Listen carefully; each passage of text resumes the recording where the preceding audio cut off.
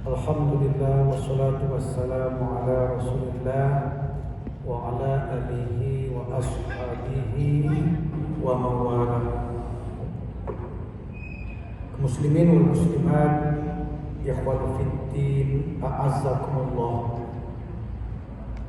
Pada saat ini setiap Sabtu pekan keempat pelaksana kajian adalah Departemen Dakwah Dai Rantau Minang. Untuk pada hari ini pengisi kajian Ustaz Zulherwin Tanjung. Alhamdulillah beliau telah hadir. Mari kita simak kajian ini sampai 1:1 untuk kajian. Terus setelah itu dialog, diskusi interaktif ya. Maksimal sampai 1:30 selesai semua.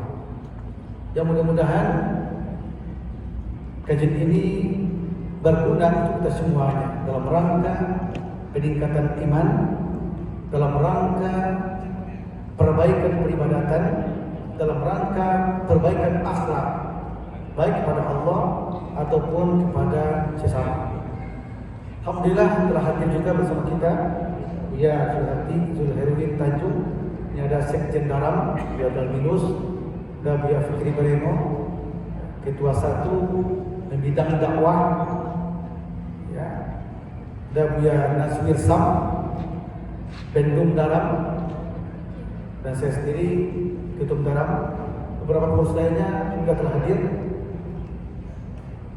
Untuk tidak memperpanjang mukadimahnya, kita minta langsung kepada Bia Zulherwin Tanjung berikan tausiah atau kajian terkait dengan tema yang telah terpajang ini, wabah virus Wuhan menjangkiti kaum muslimin. Silakan Ustaz.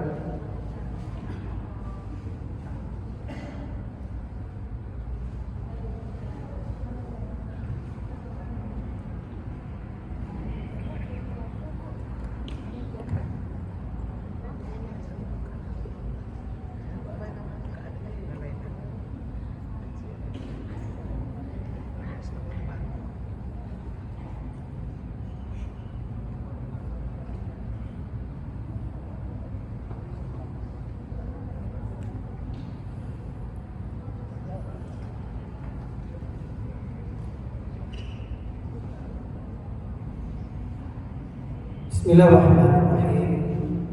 Assalamualaikum warahmatullahi wabarakatuh. Alhamdulillah nahmaduhu wa nasta'inuhu wa nastaghfiruh wa na'udzu billahi min shururi anfusina wa min sayyiati a'malina. Man yahdihillahu fala mudilla lahu wa man yudlilhu fala hadiya lahu.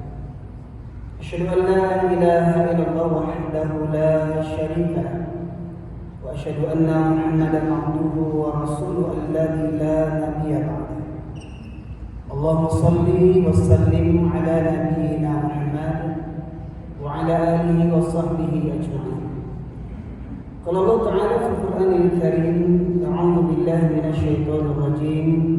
يا أيها الذين آمنوا اتقوا الله حق تقاته ولا تموتن إلا وأنتم مسلمون. Amma ba'du, masyaallah muslimin sidang jamaah Masjid Fatahillah yang dirahmati Allah, terkhusus keluarga besar Daran Dai Rantau Minang. Walaupun di ujung kalimatnya ada kata Minang, tapi pada hakikatnya kajian ini bersifat umum untuk seluruh kaum muslimin. Bersyukur kita kepada Allah Subhanahu wa taala di atas limpahan rahmat dan karunia yang masih menganugerahkan kepada kita hingga kita bisa melaksanakan kegiatan ini bertafaqquh fiddin untuk berbekal, memperbanyak bekal menuju alam akhirat, kampung halaman kita yang abadi, yaitu surganya Allah Subhanahu wa taala, di mana nenek moyang kita Adam di situ diciptakan. Jadi kampung halaman kita bukan Sumatera Barat, bukan Sunda, bukan Jawa, bukan Aceh, bukan Batak. Kampung halaman kita surganya Allah Subhanahu wa taala. Mari bagi orang Minang, mari pulang bersama kita ke surganya Allah Subhanahu wa taala. Salawat dan salam kita aturkan kepada junjungan kita Nabi besar Muhammad sallallahu alaihi wasallam yang dengan utusnya beliau menjadi rahmat bagi seluruh sekalian alam. Bapak Ibu sekalian rahmati Allah, berkaitan tentang tema, kenapa saya memilih tema menjangkitnya wabah virus al-wahan di tengah-tengah kaum muslimin. Kita ketahui bahwasanya Islam niscaya sebagai agama tidak akan pernah padam karena Allah yang memilikinya. Tetapi yang namanya umat Islam belum ada jaminan akan selalu ada. Dan sejarah telah mengajarkan dan membuktikan kepada kita. Contoh yang paling nyata, kejayaan Islam di Andalusia selama 800 tahun. 800 tahun Islam berjaya di Andalusia, bahkan perguruan tinggi pertama di dunia itu didirikan di Andalusia. 800 tahun Islam berjaya di Andalusia. Namun bagaimana akhirnya? Andalusia, Islam di Andalusia porak-poranda. Khalifah, pemimpin, rajanya terusir dengan terhina, rakyatnya dibantai, rumah ibadahnya dihancurkan dan sebagian dijadikan gereja, dan negerinya berganti nama dengan nama Spanyol. Orang tahu Spanyol itu hebat sepak bolanya, nggak tahu, banyak yang nggak tahu bahwa Spanyol itu adalah punya sejarah tentang kejayaan Islam. Nah, masyarakat muslimin rahmatullahi Allah, ini sebagai pelajaran dan iktibar bagi kita. Ya, kita di negeri Indonesia yang mengaku, yang merasa, yang jumawa, yang gadang kapalo, kecil orang awam, merasa bangga dengan jumlah yang mayoritas. Oh, kami umat Islam terbesar di dunia. Ya. Kami umat Islam yang terbesar di dunia. Dan ingat, kita belum pernah sejaya Andalusia. Andalusia saja padam Islam di sana, apalagi kita. Ya. Maka masyarakat muslimin yang namanya Allah, mari kita dengarkan dua hadis sebagai muqaddimah dan nanti akan kita uraikan melalui tafsir ayat demi ayat. Jadi akan dikuatkan dengan tafsir-tafsir Al-Quran yang ada kaitan dengan apa yang kita bahas pada kesempatan kali ini. Rasulullah SAW bersabda, "Yushikul umamu an tada'a alaikum kama tada'al akalatu ila qas'atiha." Faqala qa'il wa min kilahtun nahnu yawma idin ya Rasulullah. Qala bal antum kathir walakinnakum ghutha'un ka ghutha'is sayl. Wa la yanza'anna min suduri 'alaikum mahabbatan minkum wa la yaqdhifanna Allah fi qulubikum wahn.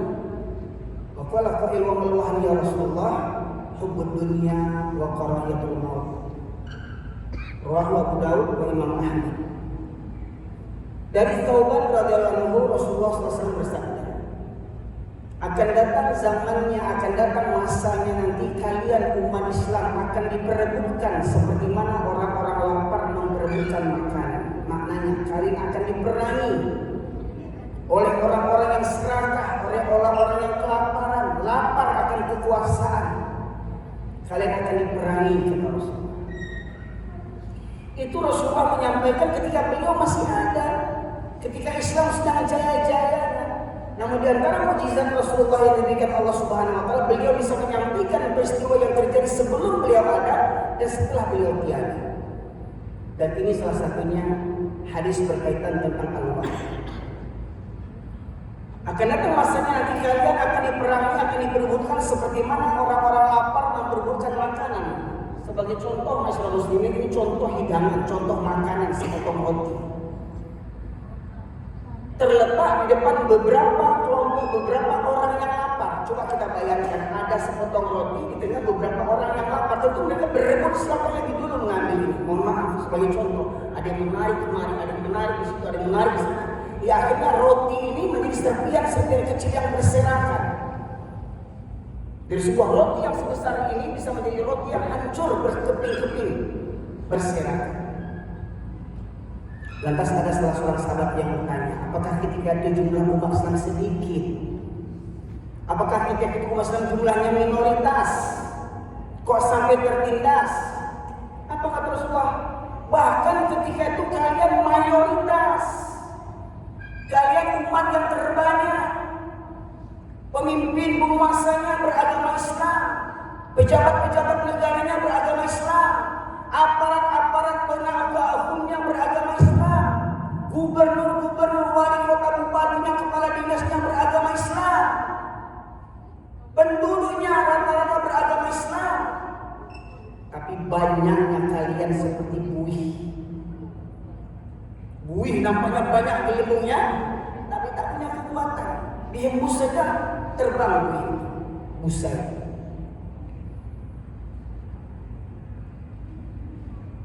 Dan Rasulullah katakan,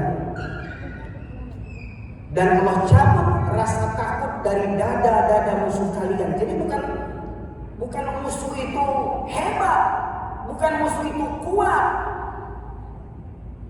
Allah cabut rasa takut musuh-musuh terhadap kalian. Musuh yang jumlahnya minoritas, tidak ada rasa hormat, tidak ada rasa segan, tidak ada rasa takut kepada kalian. Karena Allah cabut rasa takut dari dada mereka. Bukan karena mereka hebat. Karena sejarah membuktikan dalam perang-perang salib pasti Islam selalu menjadi pemenangnya. Dan kalau kita lihat dalam Al-Quran, ketika umat Islam berperang, maka Allah turunkan pasukan berupa malaikat. Bayangkan, satu malaikat saja turun itu bisa mengalahkan beberapa musuh, beribu musuh bahkan satu malaikat. Tetapi Allah turunkan beberapa pasukan berupa malaikat. Itu dari malaikat, belum dari alam berupa air, angin, bebatuan, gunung.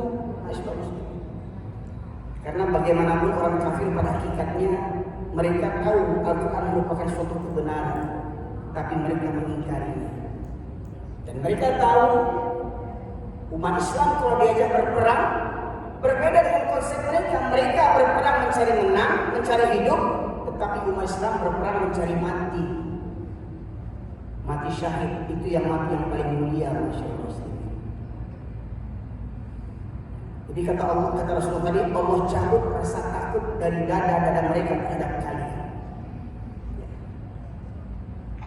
Kemudian Allah hunjamkan ke dalam hati kalian, umat Islam, Allah hunjamkan, Allah benamkan ke dalam hati kalian penyakit al-wahan. Ada yang bertanya, apakah al-wahan itu ya Rasulullah? Cinta dunia dan takut mati. Contoh. Penyakit corona kemarin datang, takutnya para penguasa, masjid ditutup. Bahkan ibadah haji di Makkah, Madinah, umroh ditiadakan. Saking takutnya. Coba lihat dalam sejarah. Apakah di masa Rasul tidak ada penyakit yang wabah menular dan sangat dahsyat? Pertanyaannya, lihat dalam sejarah. Apakah pernah Rasulullah menutup masjid-masjid dan para sahabat menutup masjid untuk menghindari penyakit menyebar? Tetapi manusia hari ini takut mati. Masyaallah muslimin rahmatullah. Ini sekilas hadis yang pertama tentang gejala al-wahan yang menjangkiti umat Islam. Kemudian dari sebuah hadis yang lain Rasulullah bersabda, "Yushiku ayati 'ala nasi zaman la yabqa min al-Islam illa ismuh wa la yabqa min al-Qur'an illa rasmuh masajidum yawma idin amira wa hiya furadu min al-huda ulama'uhum syarru min tahti adimi sama min indihim takhruju fitnah wa fihim ta'awud." Rasulullah bersabda, akan datang suatu zaman nanti di tengah-tengah umat Islam di mana Islam hanya tinggal namanya saja. Islam hanya tinggal KTP-nya saja. KTP Islam. Perangnya lebih parah daripada orang Yahudi. KTP Islam bermesra bersayang-sayang dengan gembong para kafirin.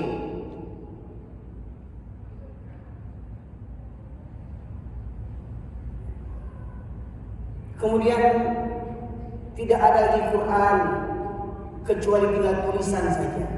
Al-Quran hanya menjadi hiasan. Al-Quran jadi jimat, jadi pelaris, jadi pemanis, jadi alat kuat, jadi ilmu kebal. Bukan untuk dipahami dan diamalkan. Al-Quran hanya untuk diperlombakan. Lomba MTQ dapat juara, lomba hafiz Quran dapat juara, lomba mengamalkan Quran dapat penjara. Coba contoh mengamalkan Quran. Nampak sama kita orang berzina dirajam 100 kali, dapat penghargaan kita? Enggak, dapat penjara. Kemudian ketika itu masjid-masjidnya megah, mewah, banyak masjid-masjid mewah, tapi kosong dari hidayah. Hari ini orang berlomba-lomba membangun masjid. Akhirnya masjid jadi apa? Ibarat candi, tempat orang berfoto-foto selfie. Saya di sini, saya di sini.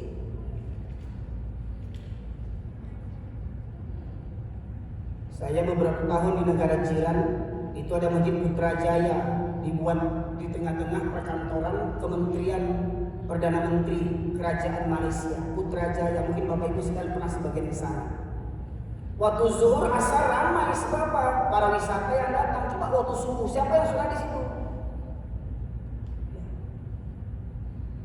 Cleaning service itu pun kalau semuanya sholat. Wah, kita bangga masjid terbesar di Indonesia. Datang pendeta terbesar di dunia, dapat penghargaan pendeta celaka itu. Paus Cilako. Saya katakan ini ujaran kebencian. Masyaallah muslimin rahmatullahi Allah. Kalau tunjukkan ada ulama penjilat, ada ulama penjilat. Ini kata Allah ini, kata Rasulullah ini. Dan di masa itu pula ada ulama-ulama yang dari mulutnya keluar fitnah, dari tingkah lakunya keluar fitnah. Apalagi kalau ulama ini diamanahi memimpin urusan umat Islam, ya.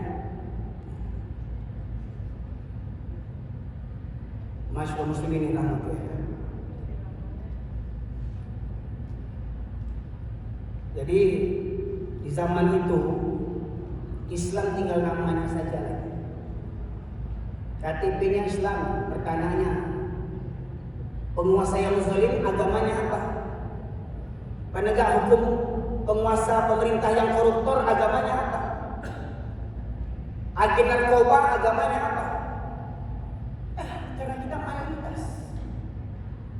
Semestinya kita menjadi contoh tauladan, contoh kejujuran. Ini jadi anggota dewan menyogok semuanya, miliar-miliaran bin habis untuk apa? Untuk apa?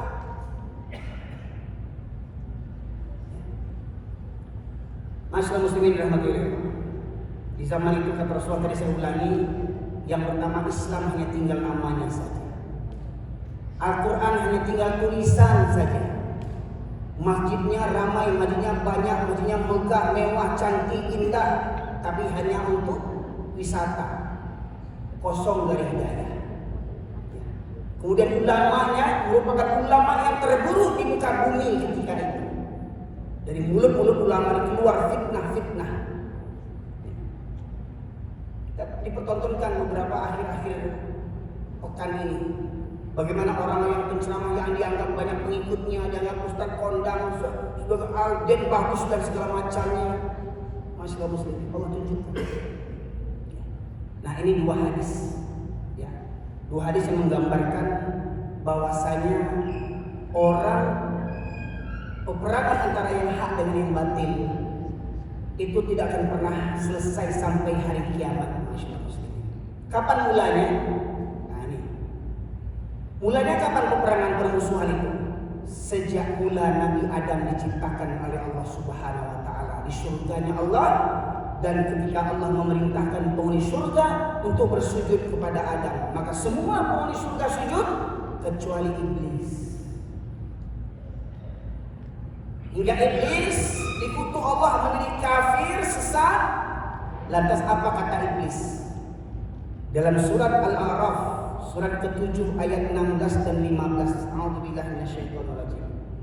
Qala fa bima aghwaytani la'udannaka siratal mustaqim Tsumma la'atiyannahum min baini aydihim wa min khalfihim wa min aymanihim wa an syama'ilihim wa la tajidu aktsarahum syakirin. Karena engkau telah mengutuk sesat, maka aku akan menghalangi mereka dari jalanmu yang lurus. Kemudian aku mendatanginya dari depan mereka, dari belakang mereka, dari kanan mereka, dari kiri mereka, dan engkau tidak akan mendapati kecuali hamba-Mu sedikit yang bersyukur. Akhirnya hanya sedikit yang benar-benar menjadi hamba Allah Subhanahu wa taala. Contoh, Buya Hamka mengatakan, kalau ingin lihat orang Islam, lihat waktu sholat 2 hari raya, keluar orang Islam. Yang perampok keluar, agen narkoba keluar, germo keluar, koruptor keluar, penguasa zalim keluar, sholat 2 hari raya. Begitu pula kalau ingin melihat laki-laki muslim, lihat hari Jumat, keluar tuh agen togel keluar, agen judol keluar, rentenir, ya, memberanakkan uang keluar, ya, dengan baju terbaiknya. Tetapi kata Buya Hamka, kalau ingin melihat orang yang beriman, lihat waktu subuh di masjid-masjid. Nah, pertanyaannya, masalahnya Pak, hari ini yang beriman tuh para pensiun yang banyak. Coba lihat, di mana masjid silahkan lihat. Ya, banyak para pensiun. Kalau orang Malaysia bilang aska tak berguna lagi di kantornya, tak berguna lagi pangkat dan jabatannya, baru masih esek baik ke surau. Minta ampun ke Allah. Dulu masa ada pangkat jabatan, udah tanggung sombongnya. Lah pensiun, lah dapat banyak penyakit, penyakit gula, penyakit stroke, lah gege, lah pakai tungke ampe, baru baik ke surau. Jadi Bapak Ibu sekalian, khususnya sanak-sanak orang Minang, kalau ingin cari menantu, cari di surau. Pak, kalau ingin cari menantu, cari di surau. Walau umurnya 60, 70. Saya yakin tidak akan selingkuh lagi. Balik itu yang banyak isi surau sekarang. Yang muda-muda mana? Oh, sarjana S1, S2, S3, S4. Mohon maaf, jangan bangga dengan sarjana. Di kampung saya Pariaman ada tuh sekolah STIB namanya. Sekolah Tinggi Ilmu Baru. Di Pariaman Pak Mangguang, silahkan diklik di YouTube.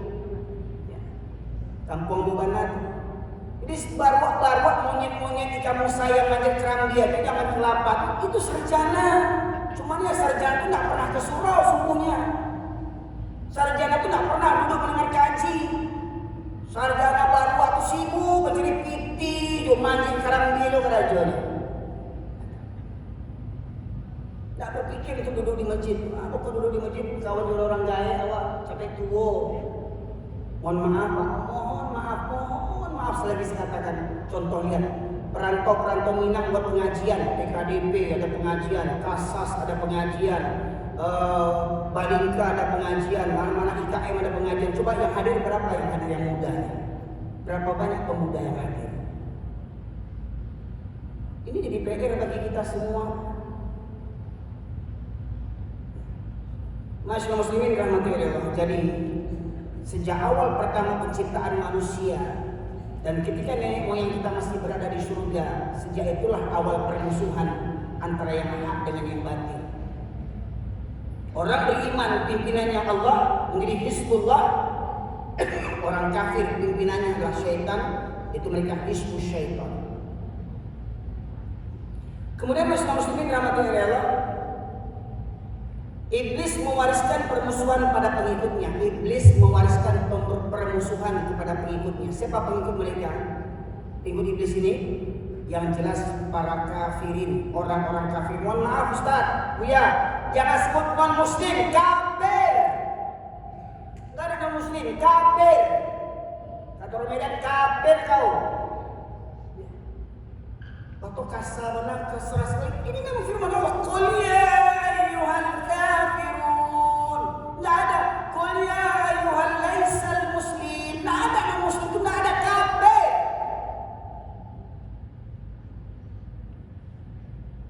Mohon maaf, ini banyak yang ini non muslim kafir.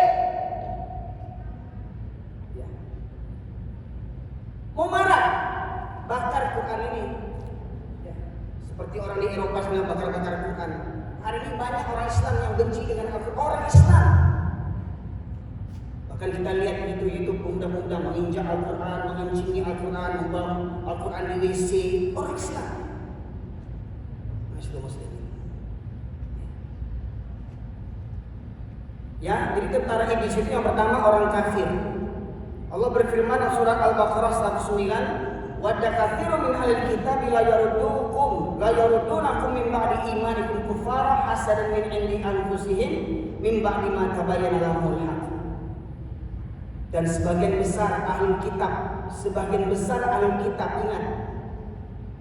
Jangan samakan Alkitab dulu dengan sekarang. Alkitab yang dulu beriman kepada Taurat, Zabur, dan Injil yang turun asli langsung dari Allah. Tidak ada campur tangan para pendeta, tidak ada campur tangan para rahib-rahib.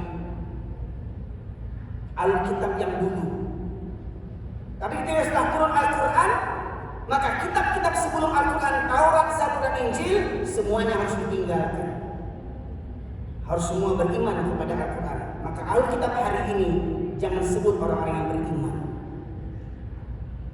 Alkitab hari ini mereka adalah para kafirin, orang-orang kafir. Apa maka orang kafir? Sebagian besar kata Allah surat Al-Baqarah 109. Dan sebagian besar dari ahli kitab menghendaki agar mereka dapat mengembalikan kamu kepada kekafiran setelah kamu beriman. Jadi program murtadisasi, program pemurtadan itu nyata Bapak sekalian. Mohon maaf, di Eropa penduduk muslim bertambah, di Indonesia penduduk muslim berkurang. Mohon maaf, informasi dari MUI saya sampaikan bukan untuk membuat mereka bangga, bukan untuk membuka aib kita, tapi sebagai muhasabah introspeksi bagi diri kita. Informasi dari MUI yang disampaikan oleh Dr. Bin Samsudin tahun 2005 di Sumatera Barat, Kota Padang, di Gedung Bagindo Adiscan dalam acara Halal Bihalal. Beliau mengatakan di tahun 2005, informasi terakhir di tahun 2005, 30 pendeta asli orang Minangkabau sudah ada. 30 lebih pendeta asli Minangkabau yang dipimpin oleh Yanuar Dikoto, orang Lubu Basung Agama. Bahkan ada sudah Injil berbahasa Minangkabau yang disusun oleh pendeta dari Payakumbuh 50 kota Pangkalan. Oh, ada yang memposting, ada yang memotong video saya, ceramah saya, bangga orang kafir. Itu kan orang Islam, orang Minang banyak yang murtad. Ini bukan membuat mereka bangga, ini bukan membuat aib kita. Ini renungan bagi kita bersama. Jangan bangga kita dengan jumlah yang banyak. Oh, jangan bangga dengan KTP Islam, tapi perangai kita. Coba mohon maaf Bapak sekalian, mohon maaf. Lihat nanti malam tahun baru nanti coba lihat siapa yang banyak meramaikan. Hah? Yang buat trompet apa agamanya? Yang buat trompet, yang jual trompet apa agamanya? Yang beli trompet apa agamanya? Yang niup trompet apa agamanya? Yang menunggu jam 12 malam pergantian tahun apa agama mereka kebanyakan? Coba survei. Coba. Apa agama mereka? Kebanyakan umat Islam. Baik sekalian. Jadi program murtadisasi memurtadkan kita, bukan hanya orang Minang, kita semua orang Islam akan dimurtadkan oleh para kafirin. Maka pentingnya kita menjaga kekokohan akidah, termasuk ibu-ibu, bapak-bapak, khususnya kaum muslimin, spesial orang awak, kontrol anak-anak kita, jangan ramaikan. Ini ada, saya dapat di grup-grup WhatsApp MUI Sumbar menyampaikan, MUI Sumbar Buya Musnizal Gazahar mengatakan, ya, jangan ikuti kegiatan malam tahun baru, karena ketika malam itu 3 agama langsung kita yakini tanpa sadar. Yang pertama, ketika masuk jam 12 malam berbunyi lonceng, teng teng teng, itu panggilan umat apa untuk beribadah? Setelah bunyi lonceng jam 12 malam, bunyi trompet. Ya. Siapa yang bunyi trompet itu memanggil kaumnya beribadah. Kemudian itu petasan itu mengapi, jas. Kaum apa yang memanggil umatnya beribadah dengan api? Tanpa sadar satu malam orang-orang Islam yang berKTP Islam tanpa sadar murtad tanpa mereka sadar.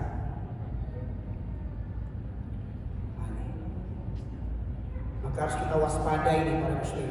Mau orang Minang, orang Jawa Barat, orang Sunda, orang Betawi, orang Batak, yang penting KTP kita Islam, ingatkan busana kita.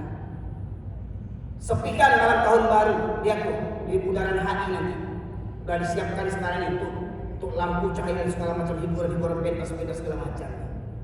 Ya. Masyaallah muslimin alhamdulillah. Yang pertama surah Al-Baqarah 109 Allah katakan mereka orang-orang ahli kitab berkeinginan untuk mengembalikan kamu kepada kemurtadan setelah kamu beriman. Hasadan min indi anfus, sebagai rasa dengki dari hati mereka. Jadi, mereka itu intinya dengki saja. Ya. Cemburu, dengki. Padahal mereka tahu hanya Islam yang benar agama ini. Mereka tahu Muslim. Ya. Bahkan dikatakan ketika Rasulullah mendapat wahyu yang pertama di Gua Hira, Siti Khadijah istrinya membawa Rasulullah SAW kepada saudara sepupunya. Ya, Buhairah yang ketika itu menjadi pendeta Nasrani dan dikatakan bahwasanya nanti suamimu ini akan menjadi nabi. Dan ingat, itu bukan berarti pendeta Nasrani itu, ya, apa katanya? Kalau sekiranya aku nanti panjang umur, aku akan bersyahadat, aku akan beriman kepada agama Muhammad.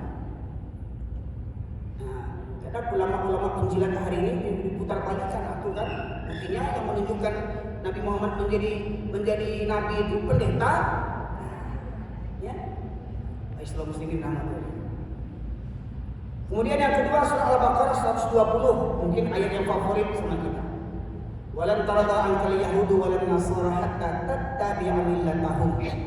Qul inna hudallahi huwal huda walan ittaba'ta ahwa'ahum ba'da alladhi ja'aka minal ilm ma laka minallahi min wali wala nasir. Tidak akan pernah redha, tidak akan pernah senang kaum Yahudi dan Nasrani. Ingat, ini bukan ujaran kebencian, ini bukan hoak, ini bukan provokasi, ini dari Al-Quran. Bahkan ada ulama di negeri Konoha yang mengatakan Al-Quran perlu direvisi. Ulama hebat, bahkan menjadi pemimpin dulu, alhamdulillah sudah lewat ya, mengatakan Al-Quran sudah tidak layak, sekarang perlu direnovasi, perlu direvisi. Al-Quran mau direvisi.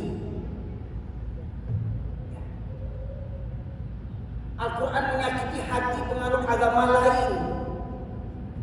Masya Allah. Itu yang bicara orang Islam KTP-nya. Bahkan gelarnya kiai, banyak santrinya, banyak pengikutnya, santrinya banyak. Ya. Masya Allah muslimin. Jadi nggak usah heran kalau kiai banyak pesantren, banyak murid. Nabi Nuh nggak punya pengikut. Nabi Nuh 950 tahun. Ya, cuma 80 orang pengikutnya. Nabi Nuh 950 tahun, cuma 80 orang pengikutnya. Bayangkan. Ini usah bangga kalau banyak pesantren, banyak kiai, banyak gus apalah namanya, sugus apa, dan bagus. Ya. Yang dijamin mulia itu hanya ahlul bait, keluarga Nabi. Nggak ada keluarga kiai hebat semua, nggak ada jaminan keluarga kiai. Keluarga kiai itu nggak ada jaminan, masalah muslimin. Tapi keluarga Nabi ahlul bait itu ada jaminan. Walaupun ada yang ngaku-ngaku jadi ahlul bait, ya terserah lah yang mau ngaku. Ya, yang penting kita jangan fanatik buta, jangan taklid buta. Apa kata Allah? Tidak akan pernah orang-orang Yahudi dan Nasrani hatta tattabi'a millatahum, ridho kepada kalian sampai kalian mengikuti milah tata cara hidup mereka. Mohon maaf para jemaah sekalian. KTP kita Islam, mohon maaf berulang-ulang di mana-mana saya sampaikan. Kita yakini orang Islam wajib sholat 5 waktu. Bahkan orang sakit saja wajib sholat. Tidak bisa wudhu bertayamum. Tidak sanggup sholat berdiri boleh sholat duduk. Tidak sanggup duduk boleh berbaring. Berbaring pun tak bisa mengangkat tangan boleh dengan isyarat. Jadi maknanya apa? Walaupun sakit parah sekalipun tetap wajib sholat. Pertanyaannya, waktu melangsungkan pernikahan, pesta pernikahan, coba jujur, berapa banyak pengantin laki, pengantin perempuan yang sholat? Berapa banyak panitia pengantin pernikahan yang sholat? Sampai mereka menganggap hal yang biasa. Ya gimana mau sholat, gimana gincu ini, gimana make up ini, gimana pun celak ini, gimana suntiang bah. Sampai ada yang bertanya dengan saya di kampung, Ustaz, bagaimana cara menjamak sholat asar jo maghrib? Sholat asar mau dijamai dengan maghrib itu di kampung orang bertanya di Minangkabau. Ambo berdakwah dari Cilacap, Mandeling Natal, Aceh sampai ke Malaysia. Nggak ada orang bertanya menjamak sholat asar dengan maghrib. Di kampung orang bertanya bagaimana cara menjamak sholat asar dengan maghrib. Saya kira ini tinggi pula di orang kampung ini. Saya tanya pula, kenapa ibu menjamak asar dengan maghrib? Ya gimana nih Ustaz, menjelang asar kami pergi ke salon, bagincu, make up, basuntiang, basuh, mandan. Berangkat ke rumah anak daro, pengantin perempuan, rombongan menjelang maghrib. Jadi tidak kerjakan sholat asar sama maghrib. Gimana cara menjamaknya Ustaz? Bisa tak? Saya bilang bisa. Islam itu agama yang mudah. Bisa dijamak. Gimana caranya? Ganti nabinya. Nabinya ganti. Yang suruh bersuntiang itu siapa? Yang suruh pakai baju adat, bagian cuba celah, masuk ke itu siapa yang menyuruh? Ikuti mereka. Jadi mohon maaf ini, kita memang orang Minang, orang adat, tapi ingat jangan lupa agama kita Islam. Coba jujur budokan dua, kaji apa hukum tabarruj bersolek perempuan di depan laki-laki yang bukan mahramnya. Coba jujur kaji itu. Budokan dua. Orang Minang kan punya falsafah, syarat mengatu adek memakai. Itu kata kuncinya, syarat mengatu adek memakai. Apa kata syarat? Apa halal haram kata syarat? Itu yang jadi adat orang Minangkabau. Kalau orang Minangkabau beradat, tidak akan ada orang Minangkabau yang sholat seminggu sekali. Orang Minangkabau yang sholat seminggu sekali, orang Minang yang tidak beradat.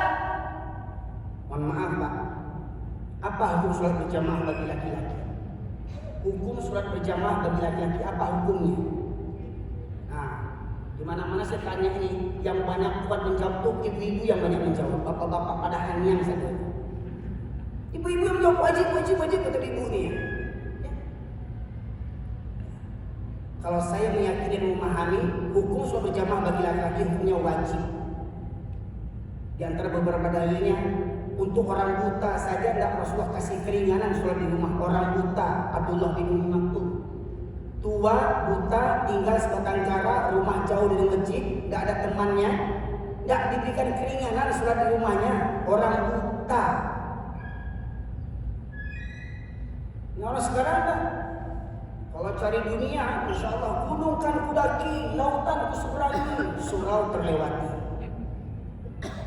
Cari piti ke Tanah Abang, lantai 7, lantai 8, lantai 9. Kalau lantai sebalik, kalau tentang lantai R itu tak tahu aja. Atau tuan, kamu yakin kok datang ke Minang sudah nggak cukup usulan, tidak ajak kaum yang lain. Orang Minang aja semua tentang hadirnya. Mohon maaf nih. Jadi banyak sekarang orang Minang yang nggak berada. Contoh saya kemarin mau dikasuskan sama saudara-saudara kita di Minangkabau, grup Pordi. Pak Ibu coba saya lihat. Mohon maaf, saya lahir besar di Medan. Ya. Tahun 72 saya lahir di Medan. Saya melewati keluarga saya ada di Kabupaten Karu. Saya ke pesantren di Madrasah Sipiro, melewati Balige, Tarutung, Nasrani, Madrasah Nasrani juga. Tidak pernah saya nengok orang Kristen itu gonceng-goncengan sama anjing. Tidak pernah saya lihat orang Kristen satu mobil sama anjing. Coba cari di kampung Pak. Buya, cari kampung Buya, cari kampung Ambo. Ujung Minangkabau dari ujung ke ujung dalam Seraya, Air Bangis, pesisir, Raupanti, Asobo orang bergonceng juan siang, sauto juan siang. Coba ada yang sian. Mereka masa ngerep marah mereka itulah tradisi sian, angkuat. Tradisi surau Minang tuh, laki-laki tuh dulu lalu di surau. Tradisi surau Minang dulu laki-laki tidurnya di surau. Tapi mohon maaf Pak, sekarang nggak bisa aja begitu tidur surau. Kenapa? Di masjid tertulis dilarang tidur di masjid. Di mana mau tidur di masjid? Ditulis dilarang tidur di masjid. Atau pengurus kena selek otaknya itu. Asal muslim. Gimana orang mau tidur di masjid? Ditulis dilarang tidur di masjid. Karena karpetnya mahal, cucinya susah. Apa guna uang infak untuk kebersihan? Harga mas sekali. Ini. Jadi orang kafir itu, Yahudi Nasrani, tidak hanya ingin kita pindah agama. Biarlah KTP kita Islam, tapi tindak tanduk kita seperti orang Nasrani. Ada wanita terkenal di televisi, di acara ALC, ya, bicara orang Balingka, Datuk Karni Ilyas, sering menampilkan wanita Minangkabau yang acok diundang ke acara ALC dengan bangganya tak berjilbab, pakai suku pula itu. Pertanyaannya, orang Minang, bagaimana mungkin ada padusi Minangkabau nggak tahu cuadai? Adik padusi Minangkabau itu menutup aurat. Itu adik orang Minangkabau. Syarat mengatur adik memakai Al-Ahzab 59. Hai Nabi, katakan kepada istri-istrimu, anak perempuanmu dan istri mukmin agar mereka mengangkat jilbabnya ke seluruh tubuh mereka. Jadi padusi Minangkabau yang berjilbab, padusi yang tidak beradai. Oh, karih mana kaji kok? Memang begini kaji kok. Buka kulit tanpa isi. Kok ada kok kasih sampian, kok sarap ketiranjang kata orang awak. Masalah muslimin yang dirahmati oleh Allah. Jadi kalau kita sudah meniru-niru gaya orang-orang kafir, walau KTP kita Islam, mereka sudah bangga. Mohon maaf, pesta pernikahan berapa tuh papan bunga itu, berapa satu tuh? Berapa satu tuh papan bunga itu? Selamat berbahagia pernikahan Ustaz Erwin yang kedua, umpama mimpi ya. Istri pertama sudah meninggal. Nunggu yang kedua ya, Buya Eko belum meninggal. Ditulis selamat berbahagia. Satu karangan bunga itu berapa harganya? Untuk anak yatim, masya Allah. Pemulung-pemulung di jalanan yang tidur di emperan, betapa bahagianya mereka. Bisa mereka menyambung hidup daripada dibuang-buang uang karangan-karangan bunga itu berjuta-juta uang habis. Mubazir, innal mubazirina kanu ikhwana syayatin, kata Allah. Mubazir itu temannya syaitan. Belum lagi kalau pesta pernikahan, kalau nak bergena kata orang itu lanang kata ale awak madu awak sana awak di tanah abang orang kayo, di Malaysia orang kayo sana awak barale nak bergen, nak pakai musik. Apa kata orang kampung? Gengsi. Sampai dah miskin-miskin pun mau berutang-utang untuk manggil organ. Labang saya berutang-utang untuk mengundang organ, tak beruntung. Lambat laun kita meniru orang-orang kafir. Aneh, di Natalan ada yang sholawatan di gereja. Ulama-ulama pensilat akan disebut sorry, itulah toleransi kita mereka. Datang gereja, sholawatan, ucapkan selamat Natal. Kadang yang kita lihat ini yang mengucapkan selamat Natal bukan orang bodoh, profesor.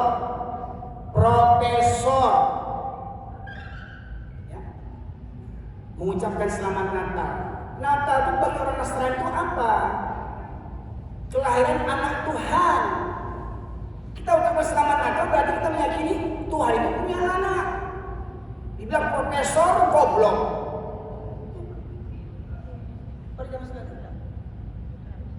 Dan ingat mereka ini banyak pengikutnya. Contoh ada profesor yang mengarang tafsir dulu di Metro TV mengatakan Nabi Muhammad tak dijamin masuk surga. Oh, profesor ini orang terkenal, ulama kondang di Indonesia. Apa katanya? Nabi tak dijamin masuk surga. Nah, masyarakat muslimin yang dirahmati Allah. Kemudian surat Al-Baqarah 217 Allah menegaskan, wala yazaluna yuqatilunakum hatta yaruddukum an dinikum istata'u. Mereka orang-orang kafir Yahudi Nasrani tidak akan pernah berhenti memerangi kamu sampai kamu murtad dari agama. Kamu di sini siapa, Pak?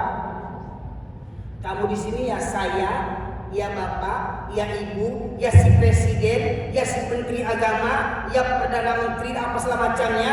Kamu kalau KTP Islam, kata Allah, mereka ingin supaya kamu murtad dari agama. Mereka tidak pernah berhenti memerangi kamu sampai kamu murtad dari agama. Dan ingat, satu saja kata bisa membuat kita murtad. Apabila kita mengatakan semua agama sama, bisa murtad.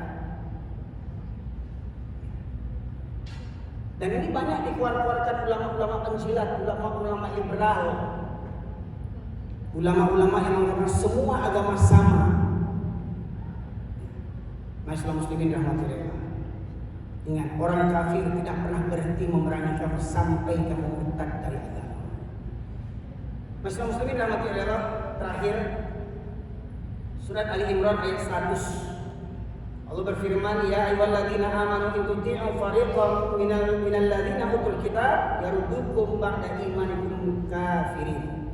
Wahai orang-orang yang beriman, jika kamu mengikuti sebagian daripada ahli kitab, maka niscaya mereka akan mengembalikan kamu kepada kekafiran daripada iman. Jadi kalau kita niru-niru ahli kitab, mohon maaf Pak, artis-artis itu kebanyakan agamanya apa?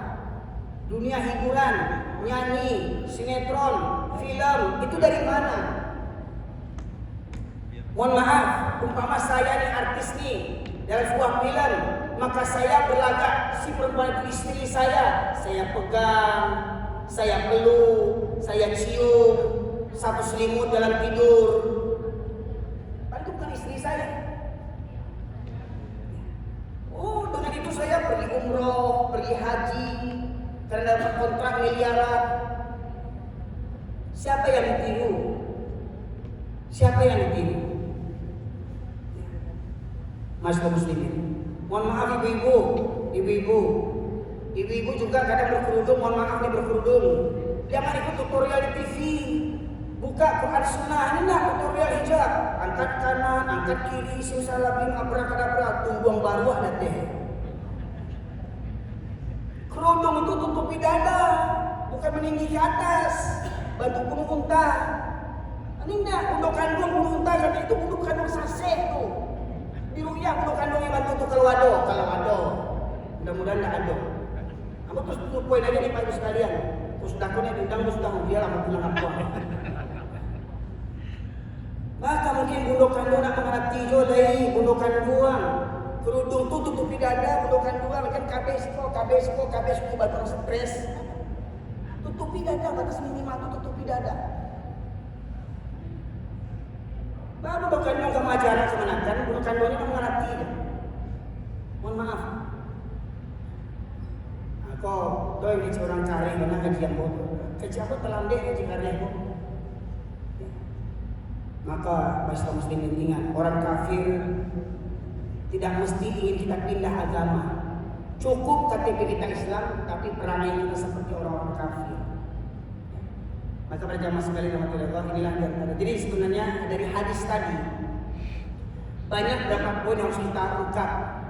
Tetapi ini baru part yang pertama, bagian yang pertama, masyaallah muslimin. Ya, kita mengupas makar orang-orang kafir dari ungkapan hadis.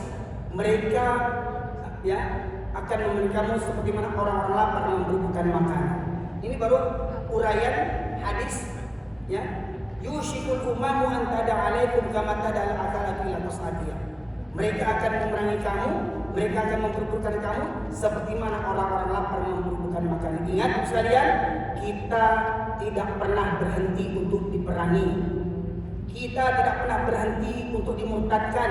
Mohon maaf, handphone ini saja nih. Ketika kita tidur, handphone ini 24 jam tidak tidur nih, tergantung. Coba bayangkan. Berapa banyak orang bisa nonton bola? Wah, gol! Sholat subuh lewat. Berapa banyak bisa Facebook, bisa ini, internet semacamnya. Sholat subuh lewat.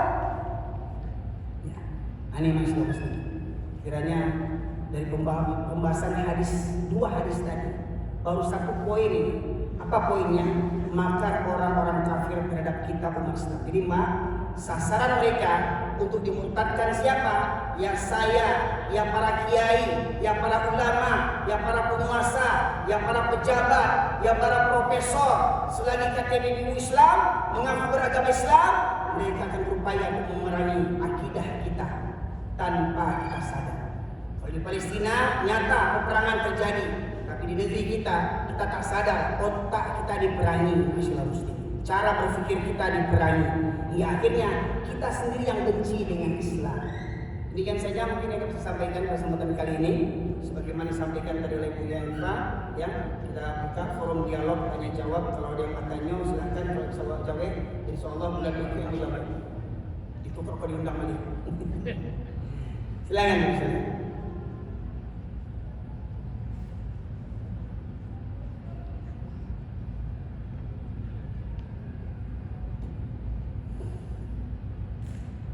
Ada pertanyaan sekalian? Silakan.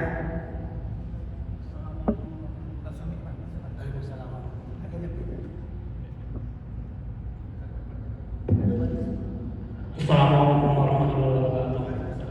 Maaf Ustaz, saya sering mengikuti ceramah-ceramah Ustaz di YouTube masalah adat istiadat kita. Kebetulan saya juga orang Medan, tapi saya nggak bawa suku di sini.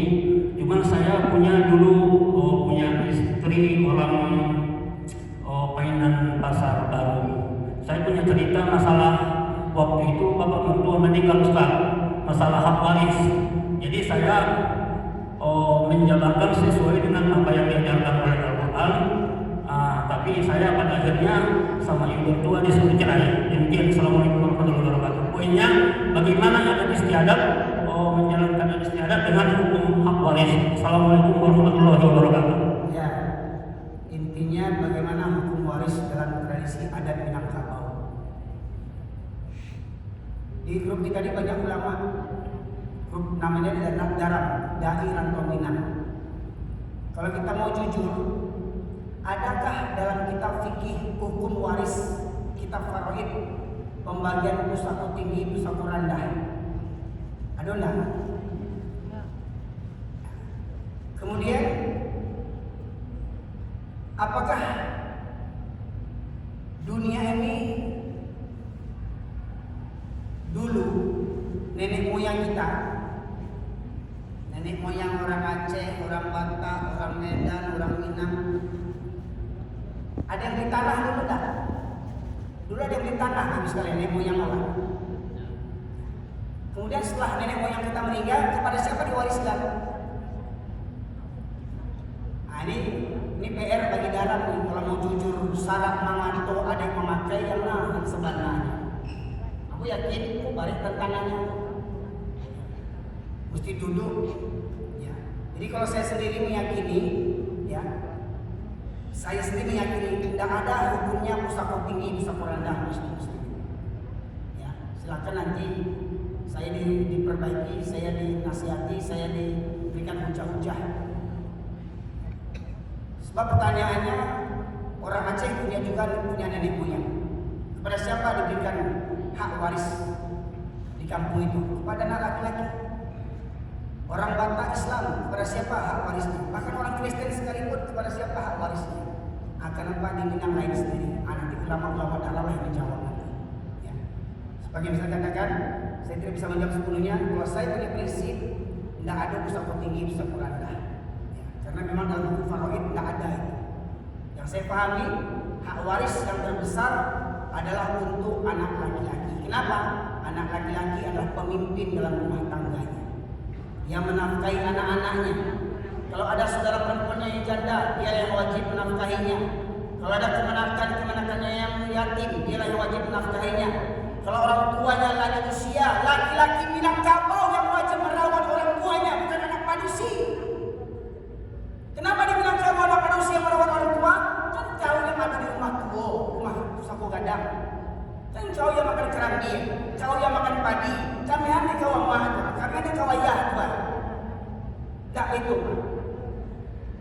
laki-laki anak punya kami. Laki-laki Minangkabau kalau sudah balik bertunduk dari rumah cari duit seorang-seorang. Kok kayu ya suruh pulang. Oh ya pulanglah kayu ya sombong ya katakan akan buang ya. Kok kayu kok bangsai. Suruh pulang. Novel tenggelamnya kapal Van der Wijk Buya Hamka itu sindiran kepada orang Minangkabau tuh Buya Hamka itu novel sindiran tuh. Gimana kalau laki-laki Minangkabau tidak punya suku, tidak ada harga diri, seakan-akan suku itu yang nanti ditanya oleh Allah Subhanahu Wa Taala di akhirat. Ini berani saya menjawabkan. Silakan nanti kalau ada yang membantah saya, ada yang meluruskan saya siap. Asalkan kuat hujah berdasarkan Al-Quran dan Sunnah. Itu jawaban saya. Bagi saya prinsip saya yang tidak ada pembagian pusaka tinggi, pusaka rendah. Karena memang kita faraid dari semua imam mazhab tidak ada pembagian pusaka tinggi, pusaka rendah. Oke, saya paham. Silakan yang lain.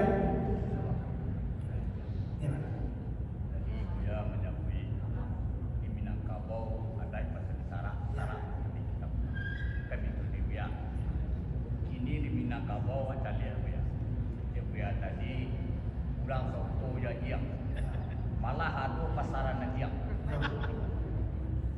Wah macam dia di kampung dia ada, di kampung dia, di kampung ambo itu. Malah orang mama punya dia. Tiba ateh namu Minangkabau. Kalau tidak kita berantas, habis Minangkabau. Tinggal Kabau.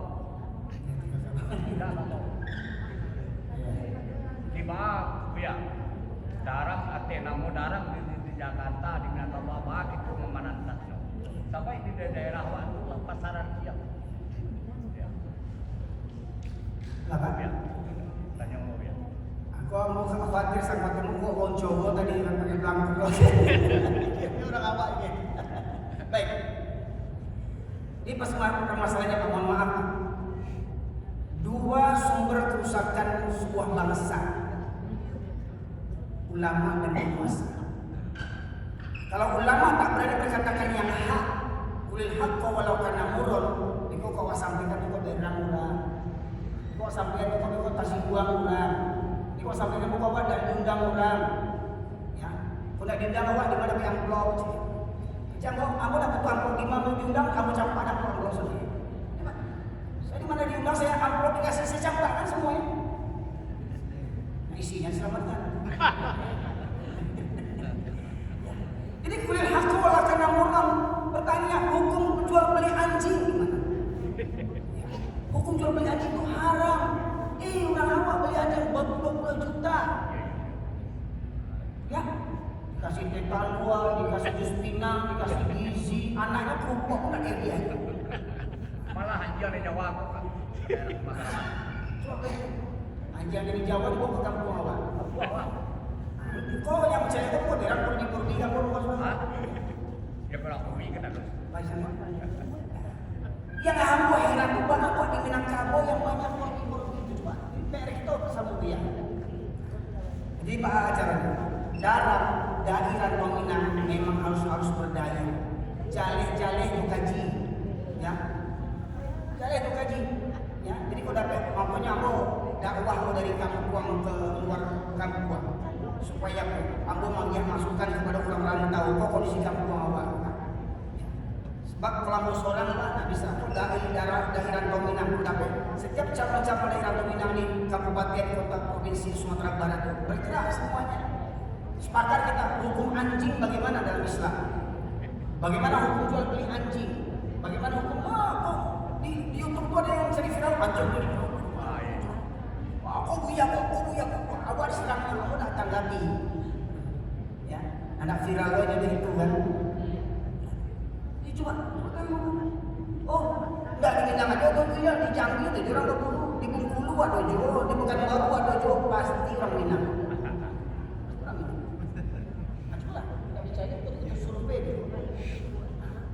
Dan ini ya wajah dia di kampung babi yang sudah mati itu dia biarkan masuk ke dalam di luar bang.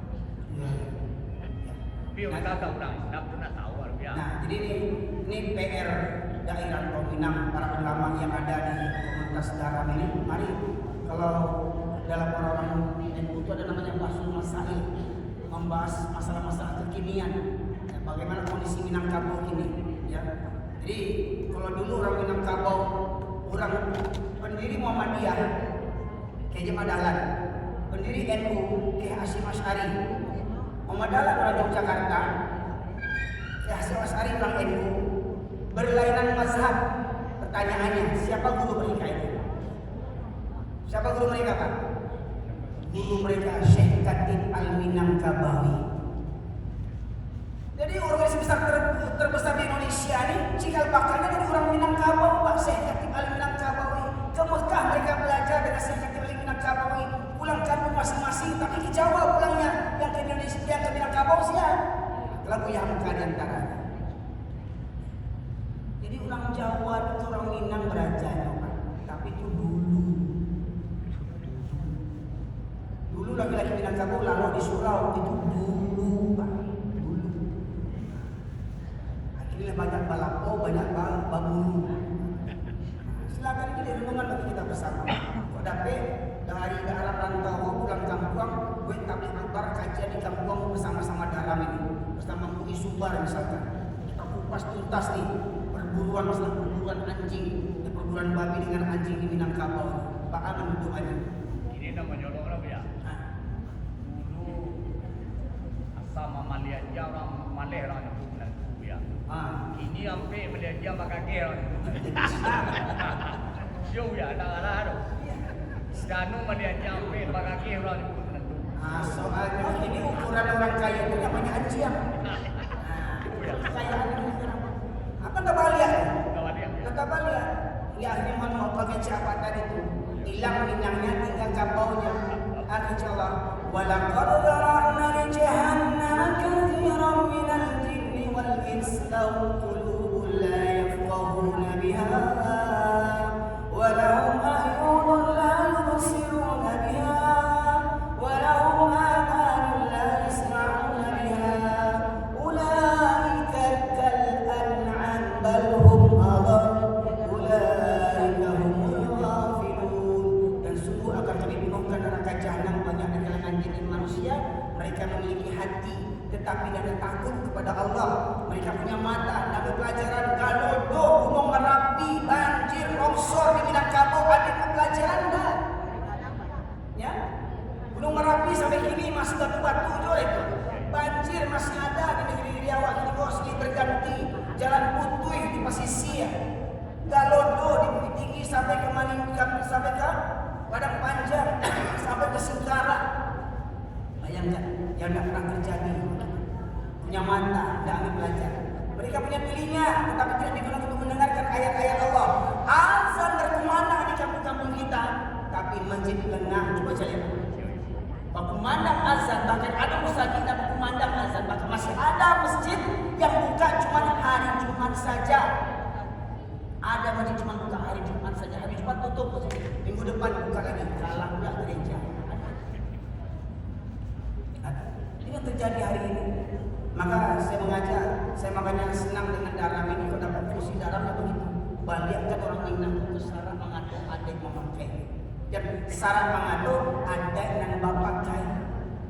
Contoh mohon maaf ya, masalah mahram saja mungkin orang Minang banyak yang masih bukan ngerti masalah mahram. Siapa mahram dalam Minangkabau? Siapa perempuan laki-laki yang boleh melihat aurat wanita? Siapa yang boleh kita salami? Masih tak paham gitu gini. Masih banyak yang berontak, masih banyak yang shock dengan ayat yang sebenarnya. Nah, kita perlu dulu besar, ya. Makanya aku dapat majlis Daram yang betul-betul mencerahkan, ya. Kubah syarat mengatur adat memakai. Syarat Minangkabau, syarat Islam itulah jadi adat Minangkabau. Adik yang pada Minangkabau, tidak ada pada Minangkabau yang tidak berjilbab. Coba saya lihat, orang Minangkabau induknya berjilbab, anaknya tidak berjilbab, andungnya berjilbab, cucunya tidak berjilbab. Coba ya. Ini renungan bagi kita bersama, gitu Pak ya. Ini PR kita bersama Pak. Jadi kita PR padamu, orang rantau kok mempelukan orang kampung, sebab orang kampung itu lebih menangan kecil orang rantau. Sebab orang rantau kok ada bagi pitih dengan uang. Kau nak dengarnya, kau nak dengar dia pitih lagi. Nah, makanya orang kampung, apa orang tanah abang tuh yang kayak kayu. Dong lah, orang kampung tuh, ya. Tuh kadang ada orang maaf tuh Pak, ada orang kayu kampung apa? 5 miliar, masjid rancak dihancurkan, ancur saja, akan membangun 5 miliar.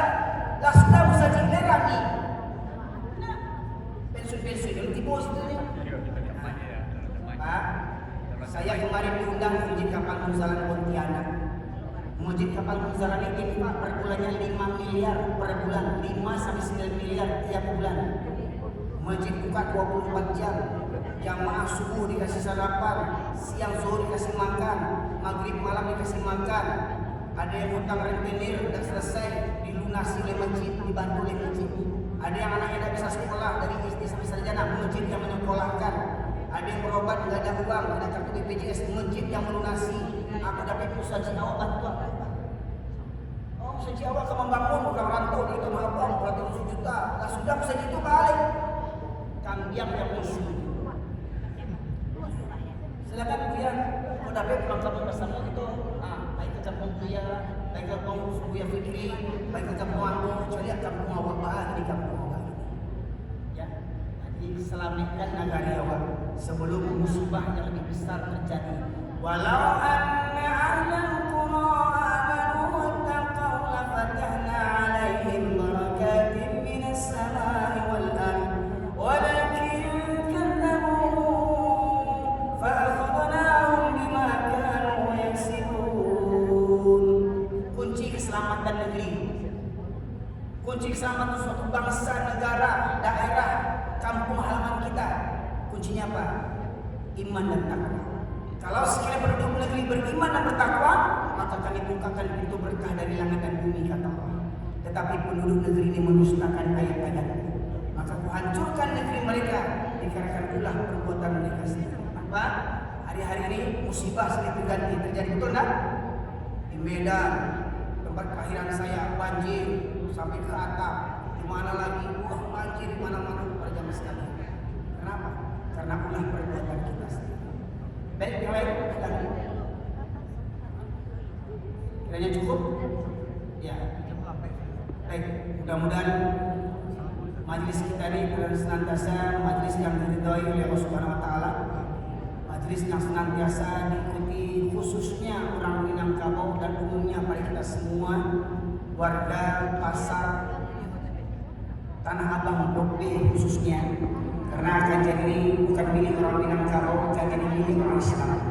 Selagi kita orang Islam, mari kita duduk bersama, ya, karena kita dimuliakan bukan karena sukunya, kita dimuliakan bukan karena adatnya, kita dimuliakan karena Islamnya, karena tauhid dan karena takwa kita kepada Allah Subhanahu wa taala. Semoga yang hadir pada kesempatan kali ini maupun yang belum bisa hadir, yang berhalangan, semoga Allah berikan hidayah dan rahmat kepada kita semuanya.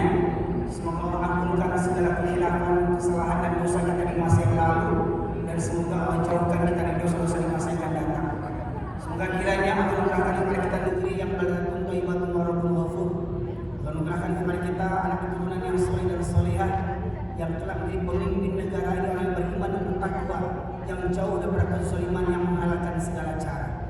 Semoga kiranya apabila kita mati nanti, anak cucu kita masih menyembah Allah Subhanahu wa taala, sebagaimana Nabi Syuaib bertanya kepada anaknya, ketika aku mati nanti nak, apa yang kau sembah?